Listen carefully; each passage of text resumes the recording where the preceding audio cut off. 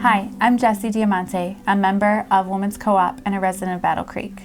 Hi, I'm Erica Brown, also a member of Women's Co-op and a resident of Battle Creek. Today we want to talk to you about a documentary that we've been creating based on poverty in Battle Creek. Erica, you've been a member of Women's Co-op for about 6 months, is that right? Sure have been. Do you feel like poverty is something that personally has affected your life? It has personally affected me. I have had issues with having to find work, or I can't get work because I don't have adequate daycare. Then I have to find resources to help pay my bills, or resources to help with food. I didn't feel like I was in poverty, but in reality, I was below the poverty line. How about you, Jessica? Does it affect you personally? It's funny that you mentioned the poverty line, because I definitely think it's something that's affected me, but definitely right at that poverty line. I grew up in poverty, and as an adult, I kind of felt like I was okay, like I was out of poverty. Being a member of Women's Co-op and even working with Women's Co-op for a while, I did a lot of classes on different things to deal with poverty, and I started realizing that I actually was in poverty, and I just never felt like I was. For my family, it's always felt like we rode that very thin line of we didn't quite make enough money to get ahead, but we usually made too much money to qualify for any of the programs that would help you. So it was always a struggle of needing resources and trying to find resources in the community that were available to us.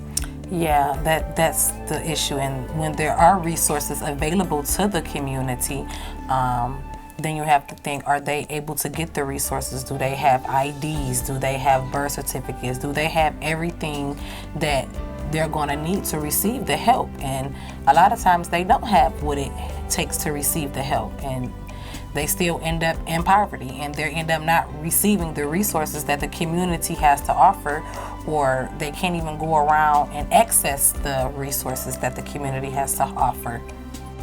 I definitely agree with you, and I think that there's also a bit of a tightrope where people are walking that thin line of trying to maintain not making too much to lose their resources, but still getting the resources like childcare and things like that. I think this is going to be something interesting that we're going to explore together. Yeah, we sure are. So join us as we take this conversation to the streets of Battle Creek.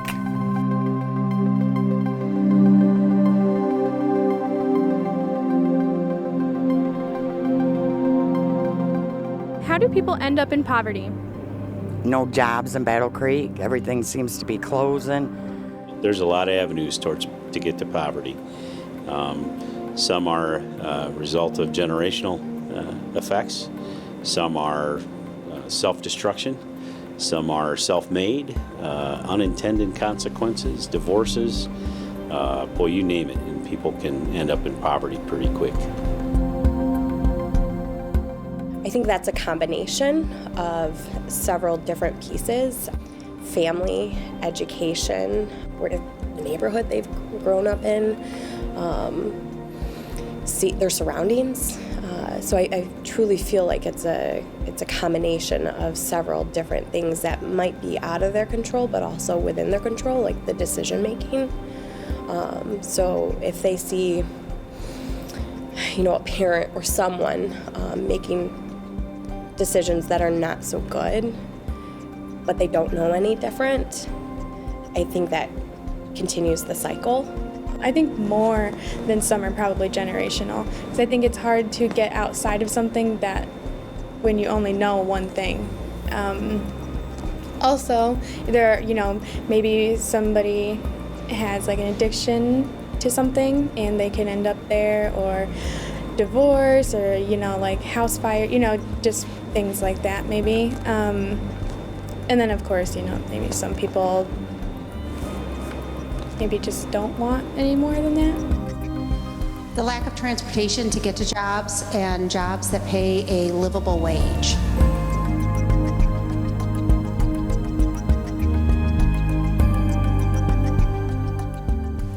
I've been told I don't have recent work history.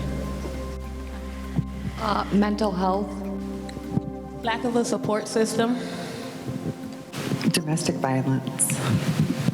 Having a criminal background sometimes prevents you from getting jobs, so that leaves you stagnant into your situation. Physical disability, not being able to work, but also not qualifying for certain help.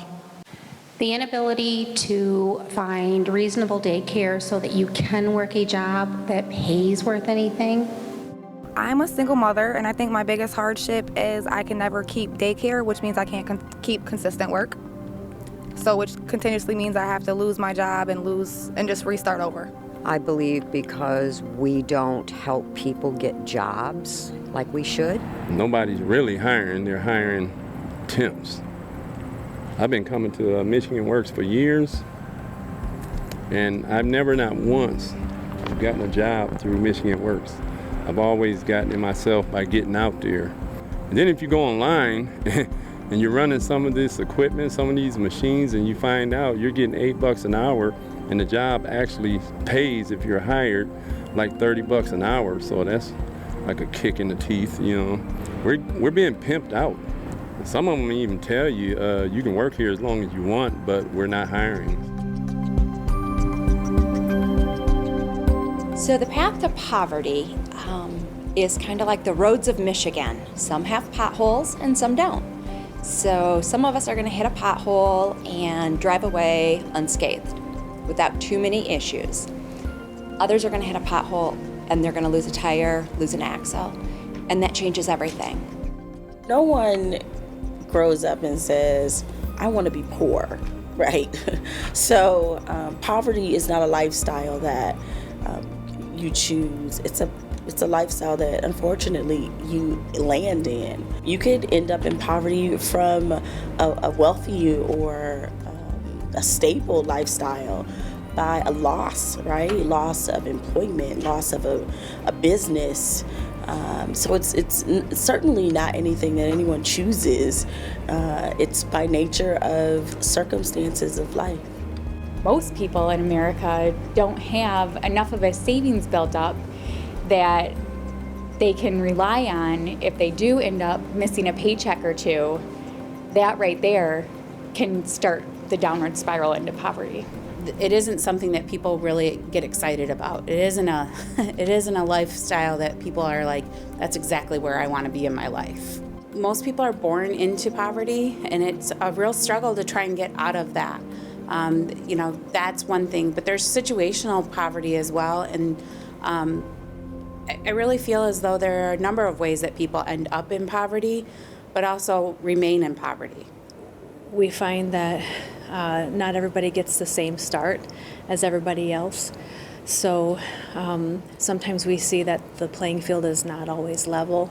There aren't always the same opportunities sort of through education and through family background that would set everyone up to sort of have the same kinds of opportunities. So in some ways, saying that people kind of end up in poverty, there's a implication that they've done something to fail, when in fact there are a lot of things in place in the system that make it challenging for everyone to succeed in the same way. So in many ways, I've kind of viewed poverty as it's related to the bigger picture of the way that we kind of function as a society. I believe that poverty is a policy. It's a policy outcome that that creates winners and losers. And I think poverty in this country, especially over the past several decades, has been exacerbated and deepened by poor policy decisions. A lot of times people have some misconceptions about how a person ends up in poverty. Poverty is, for most, it's a transitional state. There's a situation that happens that causes a person to lose employment or lose access to certain elements within their life, and they end up in a position where it's becoming difficult for them to provide for themselves and their family.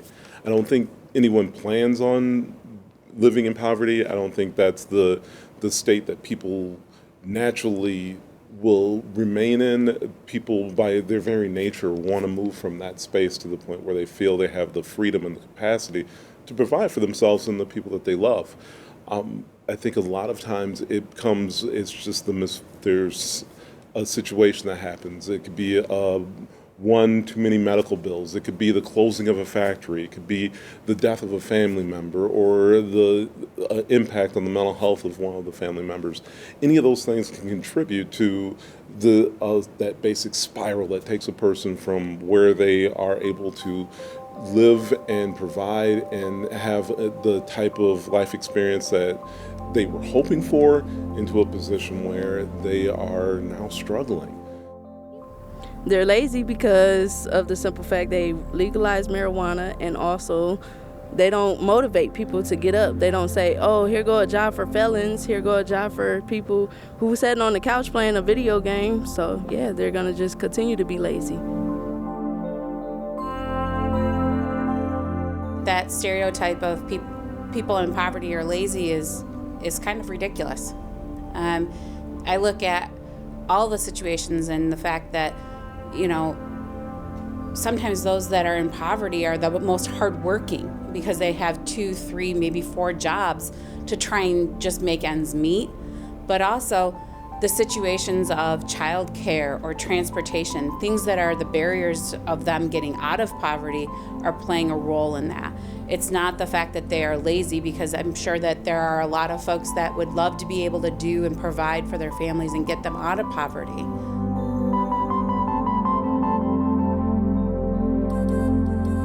Not true. There's a lot of people that want to work out there. It's just that they don't have the means, a lot of times no transportation, things like that. So we don't do enough to help them in order to get their jobs. Absolutely not, because I'm in poverty. I'm not lazy. I go to work every day. This is a job. Looking for a job is a job these days. It's really tough. I just think that they sometimes feel very discouraged and defeated. It's one of those things that we as a nation have as a kind of cultural narrative, and it comes from a very long-term framework of thinking that if you don't make it in our society because we have all of these opportunities, then it's because you're lazy. You're not doing enough to get ahead. You're not working hard enough. You're not looking forward in the way that you should be. And it's all kind of a merit-based system where it's based on sort of individual opportunity and individual failing. When in fact, we know that the majority of people who live in poverty are working poor. They may work more than one job. They're supporting families. They're trying to maintain households. These are not lazy people. I've had a job since I was 15 years old, and I had a period in my life where I struggled, right? there are different levels of poverty, right? So I can never say I can relate to what it's like to not knowing where your next meal is going to come from, right? I was always able to eat, but I wasn't always able to choose what I wanted to eat, right? So there are levels of poverty that I think people need to understand, that there are different faces and experiences, that we want to be careful not to just assume that it's the person who is just not doing enough, right? I think the other thing that people, it would be helpful to understand is it requires an incredible amount of emotional energy to live in poverty. I don't think many people understand what it takes in order to live in poverty, right? You are drained, right? I mean, most of your energy is spent in survival. So you are thinking minute by minute on how I'm going to survive. How am I going to survive? You don't have anything left by the time you're done raising your kids, feeding your family, gathering up the next $5 from day to day. You are drained. To believe that a person in poverty, that I can look at this one moment in their life and thereby understand the characteristics or the spirit of that individual based upon this one sliver of time in this person's life, that it can't be correct. It can't be true. I was in the military, and in the military you're called on to do lots of different things, including fight and, if need be, kill in defense of this country. Because I served in the military, does that mean that I'm a violent person or that I'm a killer? Or that in that time, in that space, I performed the duties as I needed to in service of this country? I'm a pacifist. I but I am a pacifist because I recognize the dangers of and the impact of taking a life. And because of that, I'm a completely different person. If a person judged me from what I was back then on who I am now, they would miss completely and totally who I am. And I think a lot of times in communities, people look at people in poverty and assume that they're lazy or that they don't have any drive without actually burrowing down a little bit deeper. And it's easy to place them in this small box, and that's for our personal comfort. But that doesn't necessarily describe the experience of the person that is actually in poverty. I think a lot of times if people would just drill down one layer deeper, they would find that people in poverty are working hard, and they are putting in more time and effort than the average person, and unfortunately receiving less results and far less recognition for their efforts. We are far from lazy. I'm sure there's a few that we can definitely put in that category, but on the general, no. Most people in poverty, we're just trying to survive day by day. I agree with her. We're not lazy. I was in poverty, then I was doing very well, and then I lost everything and I'm back in poverty. I think being in poverty is both incredibly challenging and incredibly expensive. Oddly, it doesn't seem logical, but it is. So no, people in poverty are not lazy because it takes a lot of energy just to go through and process all of the various systems. And it's really expensive to be in poverty, which is another barrier to getting out of it to begin with. I'm on the fence. Because yes, there are people, could use people, that's general, that are lazy, that are in poverty. And there's people that are not lazy. I see it when I volunteer, even here. These people, not lazy. They came out, they came and they're speaking. But there's some people that have the tools, they know all the resources, but they want somebody to knock on the door and open it for them. So in that case, there are some people that are lazy in poverty, and there's some people that are really trying and they need that help.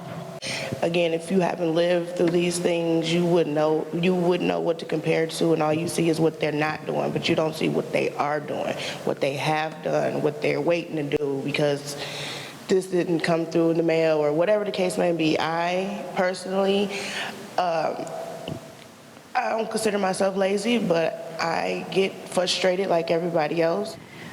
So I think no matter what socioeconomic level you're at, there are lazy people. I think there are really lazy rich people and really lazy middle class people, and there are probably lazy people that are in poverty. But I don't think that's the piece that sets people apart.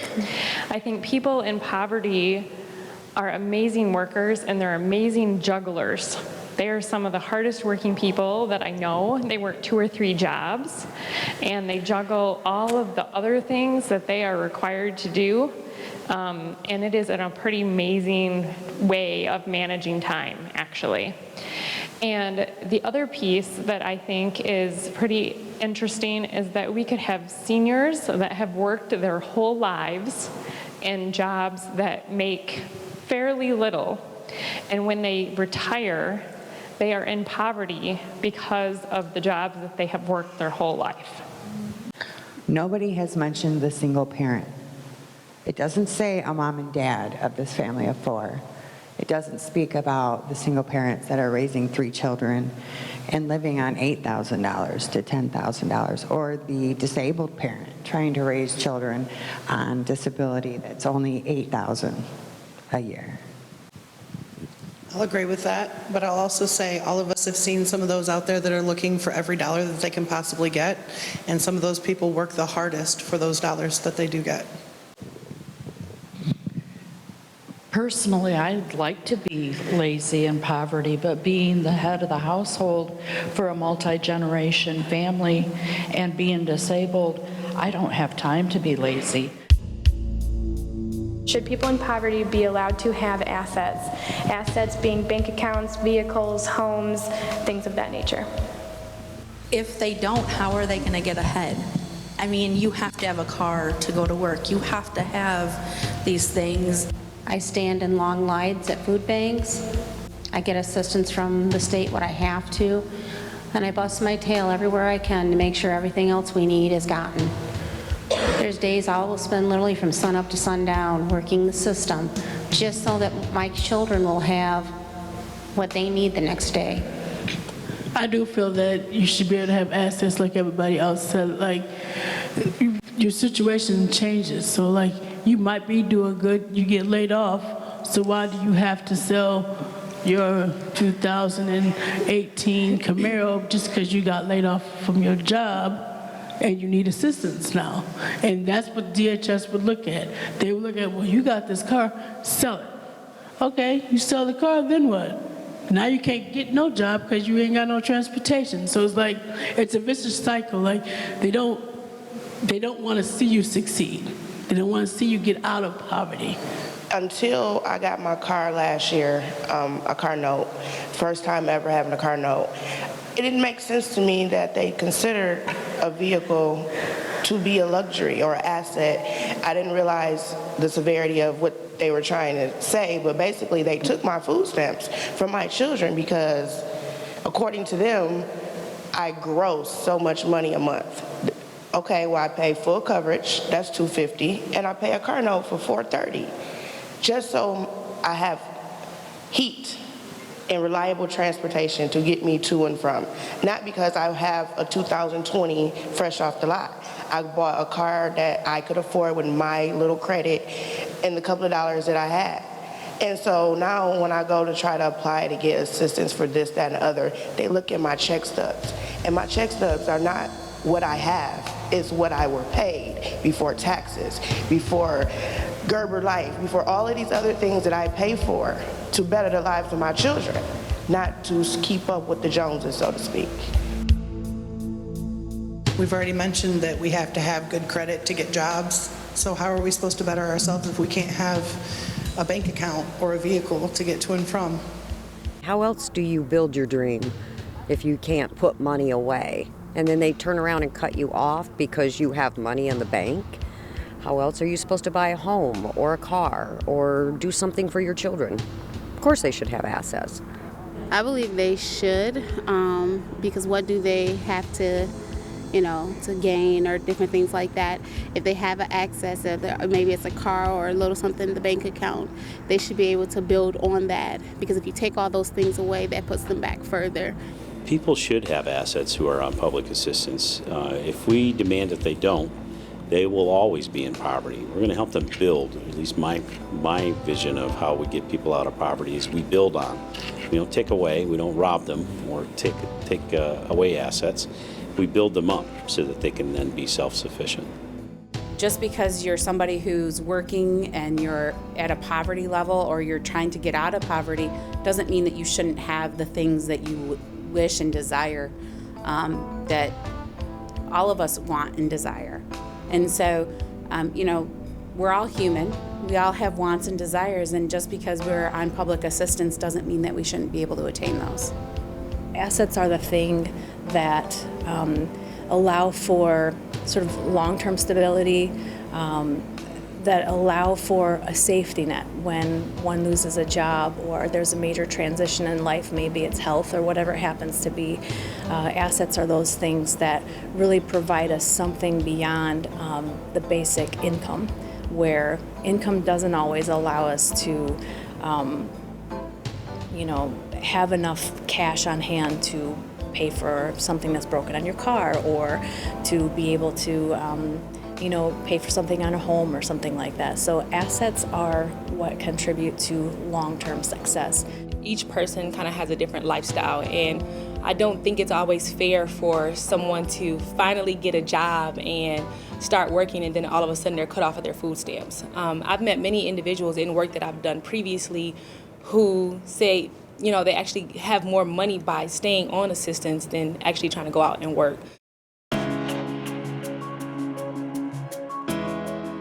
Thinking about people making it out of poverty, first it's important to define what making it out of poverty is, right? So not everyone wants to live a wealthy lifestyle. Sometimes making it out of poverty just means I have enough, right? I have enough, And if an accident or an emergency occurs, I still have enough, right? So understanding that making it out of poverty doesn't always mean making it to a wealthy lifestyle. I think a lot of it is rules, right? And so people may push back on that and say, there aren't any rules. Everyone has access to wealth. Everyone, it's a matter of just the know-how, right? If you read enough books and you connect with the right people, everybody can have access to wealth or just stability even. There are rules. And if you don't believe that there are rules, ask a wealthy person to learn how to be poor. And I know that it sounds like, oh, that's, anybody can be poor. It really isn't, right? There's a lot to what it's like to live in poverty, and there's a lot of resilience, right? If you ask someone who's wealthy, who's used to having to take $10 a week and feed their families, right? They'd have to learn some rules.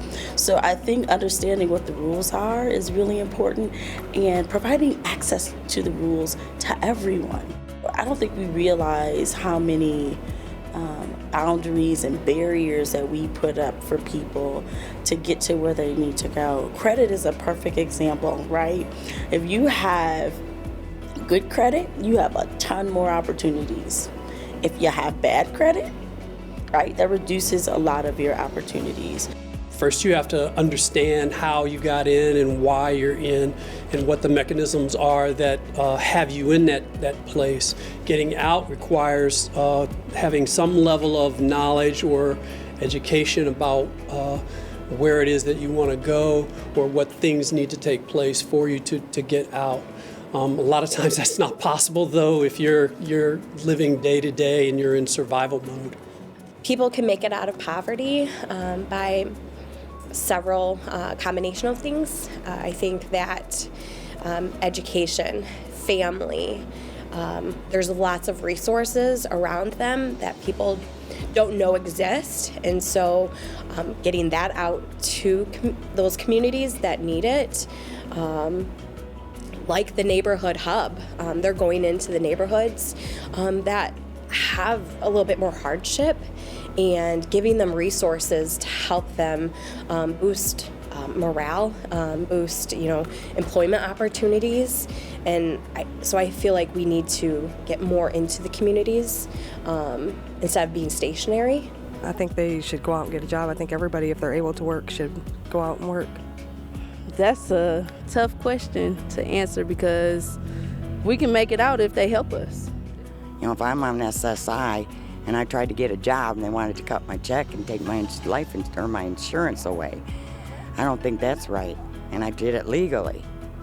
So I had to find a job paying me $10 an hour under the table, which is not legal with SSI, but there's no other way to do it. So it's not right.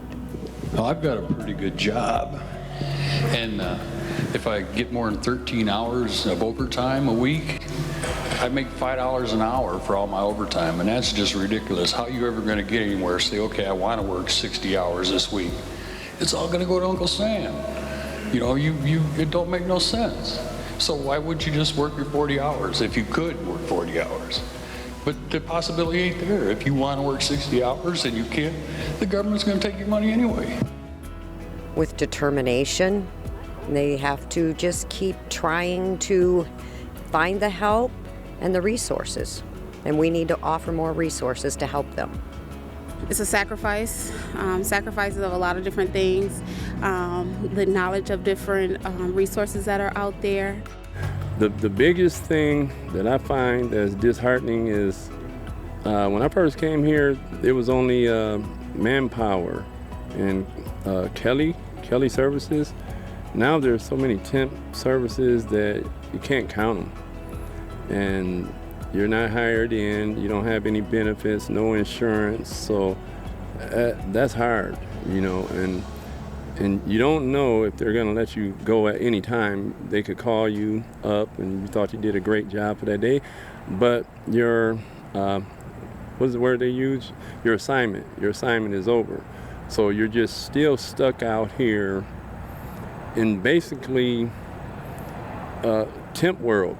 there's this myth that this is a land of opportunity, that you can pull yourself up by the bootstraps and raise your level of income and your lifestyle, and that's just simply wrong. That it's exactly a myth.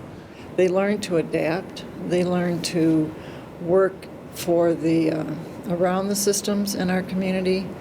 We don't always recognize sometimes the barriers that there are for a lot of the people in poverty, and so they learn to circumvent those barriers by living by their wits.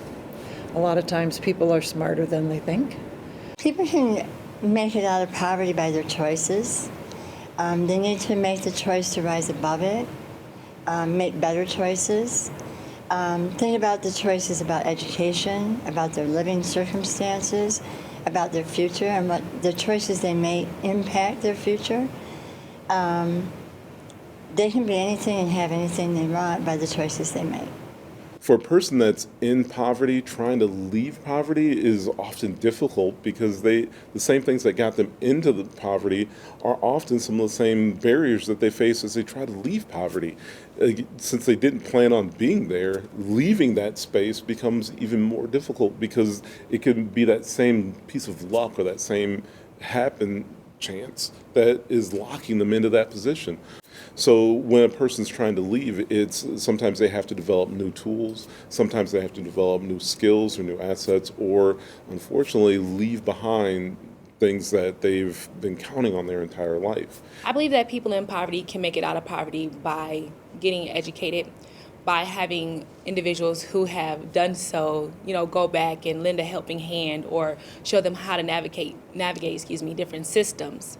I also believe that, sometimes it really is just, hard work, and just sometimes things just work out to where you're able to, get out of poverty, just, I almost want to say sometimes by luck. It takes work to get out of poverty, no matter how you got there. So if you lost your job, you need to find a job. If you don't have a job, you're looking for a job.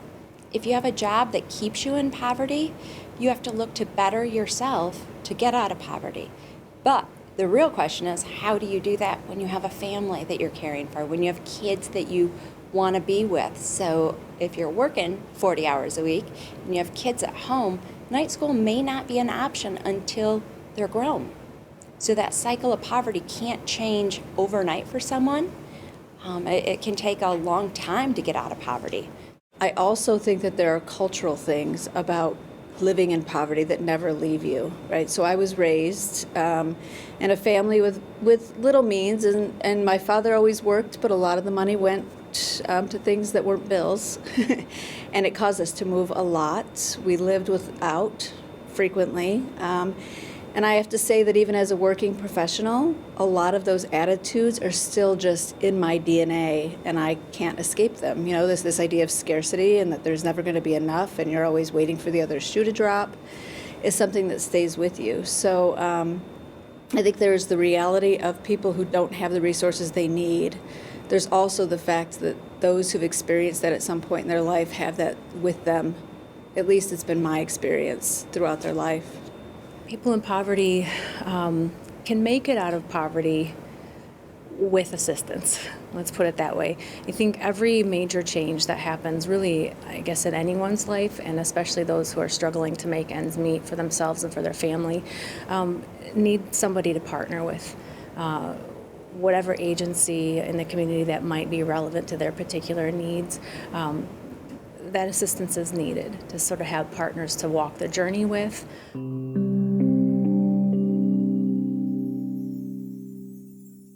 It's important really for communities to work together to provide safety nets for, again, all residents, no matter what their income is. I work for the W.K. Kellogg Foundation, and we believe that in order for children to thrive, families need to thrive, and that means communities also need to thrive. And it's really all of those interconnected people, elements, places that really should work to support sustainable, lasting change in our communities. I think there are other strategies, services, and activities that anyone can take advantage of in this community. Everything from financial coaching to job training services. By utilizing and understanding community supports and resources, kind of reaching out, finding out what's available, and allowing individuals to help them set goals and realize their strengths, and to achieve different opportunities in life with the different support system that's surrounded by them. It's one of the reasons why we've been an active partner as part of our AccessVision Community Transformation Initiative. And this initiative really is bringing together people from all across this community to really work to ensure that Battle Creek can be a place for all of us to thrive, no matter what our income level is. I think that there is a lot of community help, but it's not enough for what situation people may be in, because everybody's situation is different. Keeping this as short as I can, I'll share a little bit of my story. I am a single mom because my children's father passed away. I lost my 7-year job, good paying job, because I had cancer. So now I'm in trying to rebuild my life by learning another skill. In doing that, I need a vehicle, and there are no resources in this town to help me get a vehicle to be able to further and better myself. And I'm taking care of both my parents and both my kids myself. So no, I don't think there's enough resources. I mean, if people in poverty could help make some decisions, I think it would definitely turn some things around. If they would just open their minds and have a true heart and just honestly be there to help other people, things would actually change. Well, I have to admit, I've never been in that situation, thank God. But I do volunteer at the pantry, Franklin Food Pantry, and we are given handouts most often saying that there are ride programs for the community and 211 information. I'm going to ask you, do you think you are given the resources and where to find them? We could use a lot more resources. The resources that we have, again, kind of approach the symptoms rather than the underlying problem. Are the resources here to effectively deal with it? Absolutely. It's not a $4 or $5 billion problem in Battle Creek. It's a fraction of that. But are we using them effectively? Again, I come back to my earliest, quickest answer. If we were using them effectively, poverty wouldn't exist. I feel that there aren't enough resources in the community. There's a lack of homeless shelters and transportation help. I think there's also a big problem of the fragmentation of resources in this community. So there's like a little bit of money here and a little bit of money here and a little bit of money here, like over like 200 different places. And so it's really hard to track down who's got what you need, because it's so, if you have one kid, you go here. If you have two kids, you go here. If you have a foster kid, you go here. If you're a grandparent, yeah. We don't have a big brand name college in our city, but when you look at other cities that have big colleges, there's always trams running like till 2 a.m. Like why? Why just for college students to go up and down the strip? There should be trams on our main roads that do get to the factories, that do get to these jobs that people need. As far as like for me personally with my kids, being able to get help and assistance with daycare, and just as far as my kids are in school, so that I can go back to work and still be able to get them from school, and it's just hard. We do have resources. We have a lot of resources. Unfortunately, access to those resources are limited. If you need clothes, you have Charitable Union. If you need food, you've got Salvation Army, food banks, what have you. But none of that stuff is useful if, like me, you can't drive and you can't get to those things. Buses, you can only take maybe 6 small bags onto the bus with you. When I leave Charitable Union, I've got 5 people. So I've got about 6 or 7 huge bags of stuff that I have to take home. I can't take that on a bus. If you have huge bags, you can only take maybe 1 or 2. The bus driver won't let you on otherwise. So access to resources is a huge problem, and now that we don't have a cab service, then that makes it even harder. But even when we had a cab service, it was ridiculously expensive. I could only make it to Charitable Union once or twice a year because it was just too expensive for me to get to.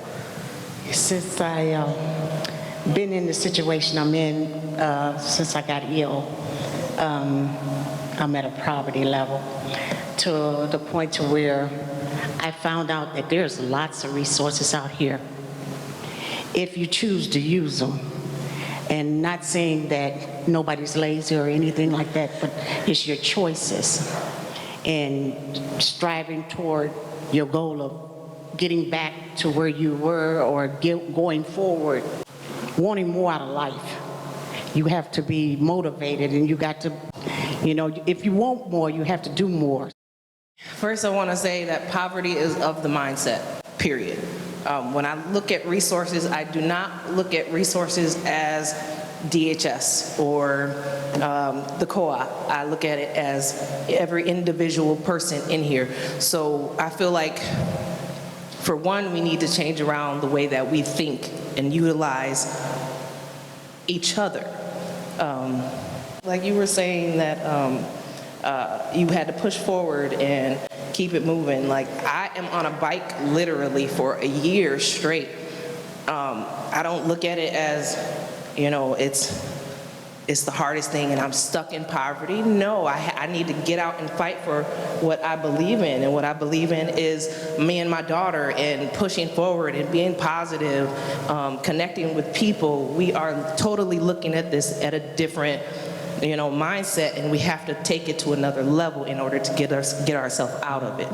Yes, I believe there's some resources that help a lot of people, but there's not enough resources to help everybody. Rich people don't help the poverty. Many of our partners are really working to make sure that these services are provided free of charge. For example, we have one grantee, Michigan Works, that offers employment hubs at Parkway Manor, New Level Sports, as well as a community action agency. And this is one place where you can walk in and get access to employment services and other services that will help remove barriers for employment. Battle Creek has a lot of nonprofit organizations. We're a very caring community. So we have a lot of organizations who have a focus on supporting children and families and communities who are in need. So I think we have the resources. I'm not sure that the organizations have the resources that they need in order to support the population that they're trying to serve. So I think of one barrier, and it's a well-meaning barrier, but I think sometimes it's always worth us taking a look, is many of these organizations don't have access to unrestricted support, so they can't fund the people who are trying to support the populations who need the assistance. So our organizations are also in poverty. The same organizations who are trying to end poverty are also growing with their participants, right? They don't have access to the resources they need, and partially because most of the funding resources available are restricted resources. And I say it's well-meaning because, sure, we want to provide responsible funding resources, right? But I think that as a community, we can work on increasing trust, and assuming that people have good intentions and are going to do the right thing, and then maybe build in some reporting structures. But I think one of the challenges we have in this community is that the organizations that can support folks don't have the resources that they need.